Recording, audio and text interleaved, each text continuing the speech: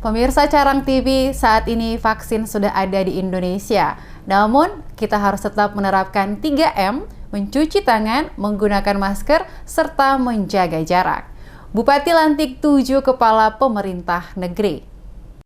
Bupati Maluku Tengah Twasikal Abua melantik 7 kepala pemerintahan negeri yang berlangsung di Balai Leo Soekarno pada 21 Desember dengan tetap mengedepankan protokol kesehatan bagi seluruh tamu undangan yang hadir. Para kepala pemerintahan yang dilantik masing-masing adalah Agnes C. Manuhutu sebagai pejabat kepala pemerintahan negeri Haruru, Kecamatan Amahai, A.M. Ohorela sebagai penjabat kepala pemerintahan negeri Suli, Kecamatan Salahutu, Boki Neniwati Seipala sebagai pejabat pemerintah negeri Liang, Kecamatan Salahutu, Hasan Res Lestaluhu sebagai pejabat pemerintah negeri Tulehu, Kecamatan Salahutu, Johannes Risambesi sebagai pejabat pemerintahan negeri Wai, Kecamatan Salahutu, Raipati Hino Tuharea sebagai pejabat pemerintahan negeri Tengah-Tengah, Kecamatan Salahutu, dan Rahmat Eli sebagai pejabat pemerintahan negeri Asilulu, Kecamatan Leihitu. Bupati dalam amanatnya menyampaikan sejumlah hal penting yang harus menjadi pedoman bagi mereka yang baru saja dilantik dalam menjalankan tugas-tugas selaku kepala pemerintahan negeri. Kepada para pejabat yang baru dilantik, Bupati meminta untuk dapat menjalankan tugas kepala pemerintahan dengan baik, di mana wajib melibatkan seluruh unsur yang ada dalam negeri saat mengambil satu kebijakan menyangkut pembangunan negeri. Dengan demikian, maka akan terbangun harmonisasi secara baik karena warga merasa dilibatkan secara bersama-sama. Selain itu juga, Bupati kembali ingatkan agar dalam pengelolaan dana desa dan ADD, kepala pemerintahan harus memperhatikan sedetail mungkin apa yang menjadi prioritas, sehingga peruntukannya dapat benar-benar tepat sasaran demi kemajuan negeri atau desa masing-masing. Dikatakan Bupati, ada sejumlah oknum pejabat pemerintah negeri yang harus berurusan dengan aparat penegak hukum akibat penyalahgunaan dana desa dan ADD. Oleh karena itu, selaku Bupati, dirinya kembali mengingatkan bahwa amanat yang diemban harus dapat dijalankan dengan baik, terutama dalam pengelolaan dana desa dan ADD, sehingga tidak berurusan dengan penegak hukum.